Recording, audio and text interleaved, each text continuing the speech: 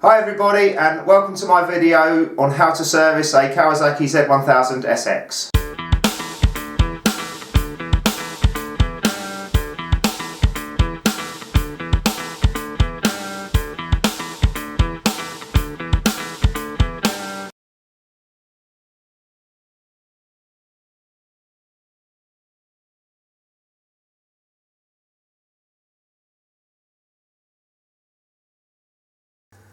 The first part of this video is going to be the oil and filter change. I am going to be taking the fairings off, and there's two reasons for that.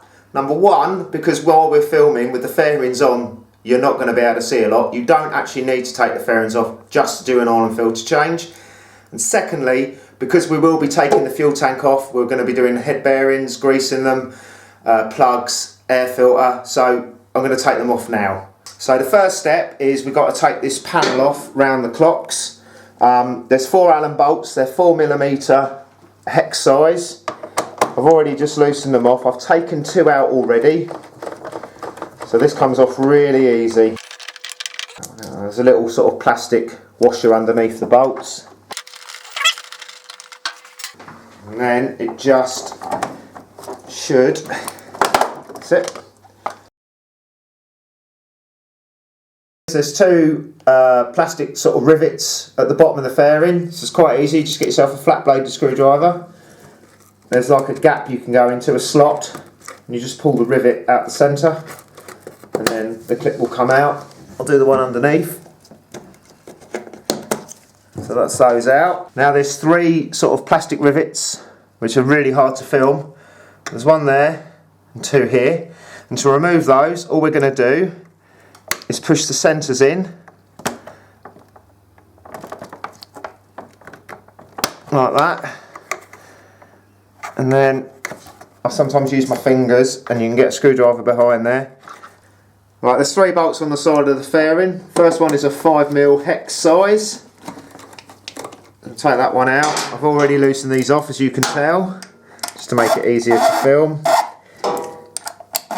These 2 down here are 6mm.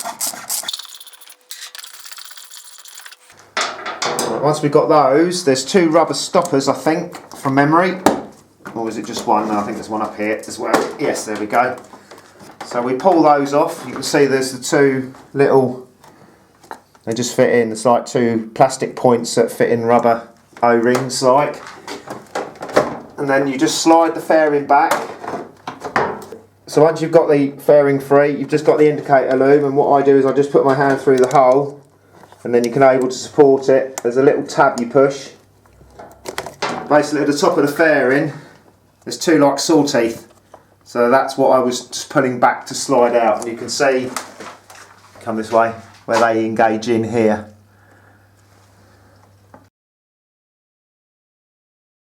Right, to remove the right hand side fairing, it's the same as the left hand side. You're just going to push the centres in, and then use your fingernails or use a screwdriver like I am to take these out. We've got this metal sort of trim to take off, so just 1 4mm Allen key. Just take out like that, and then there's 2 metal tabs to release. Like that, one goes in at a sort of 90-degree angle, and 1 points right up. Then there's a 6mm Allen key bolt to undo, and a 5mm Allen bolt to undo. Note this side only has 1 6mm Allen bolt as opposed to 2 on the other side. Same as the other side, there's 2 sort of plastic pegs that go into 2 rubber sort of grommets. There's 1 around here somewhere, just pull. There's 1 up here, pull. Now we're going to slide this fairing backward like that, and then we've just got the indicator electrics to undo, which again, like before, is just a connector with a tab that you just push that tab in there and pull. First step to do the oil change is I'm going to run the engine for 10 minutes to warm the oil up. Obviously you need to exercise caution that you don't burn yourself on any hot engine components or exhaust components, but I prefer to do a warm oil change. At least the oil's nice and warm and it'll drain a lot better.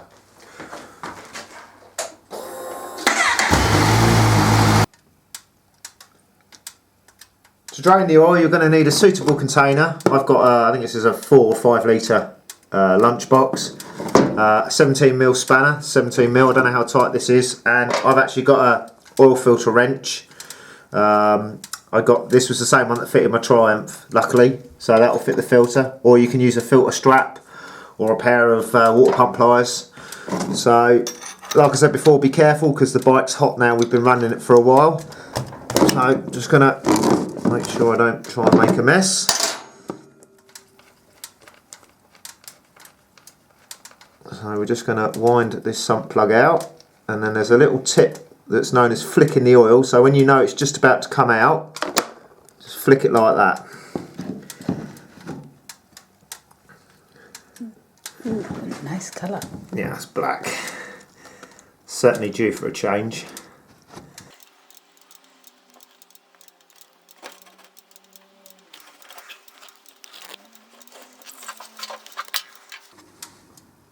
So now I'm going to undo the oil filter, so I'm just going to pop that on there, get my ratchet and just unscrew that, like that. There we go. I'm just going to move that forward a little bit.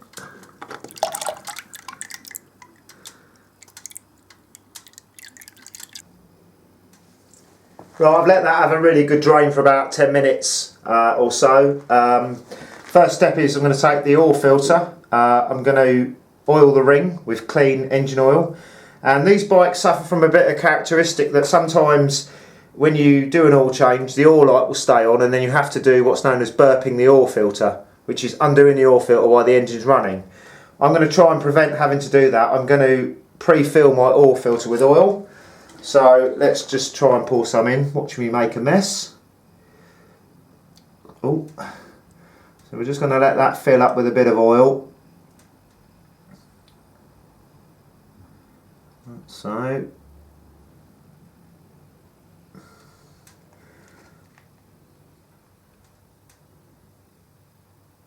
just takes a little while for the filter to absorb the engine oil. So just take your time.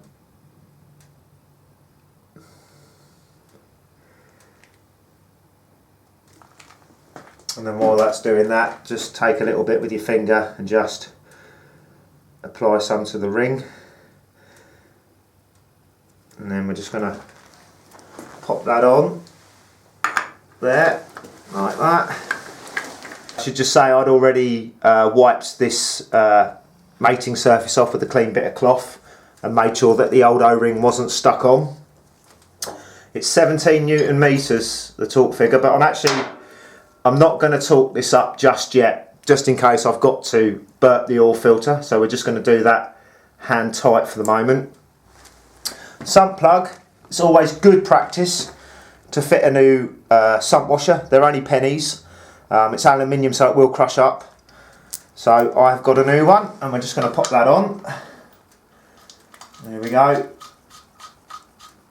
And then I'm going to torque that up, and the torque for that is 29 Newton meters.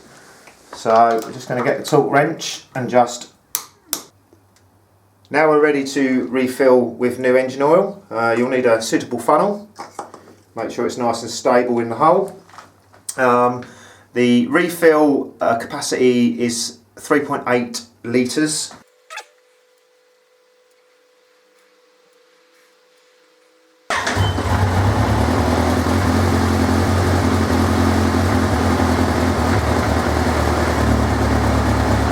So as we can see, the oil light is staying on.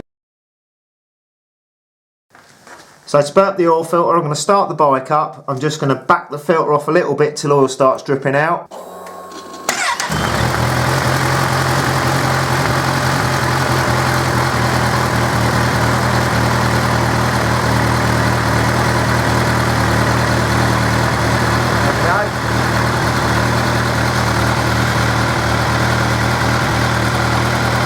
The oil warning's now gone out. We'll just switch it off and switch it back on and check that it still goes out.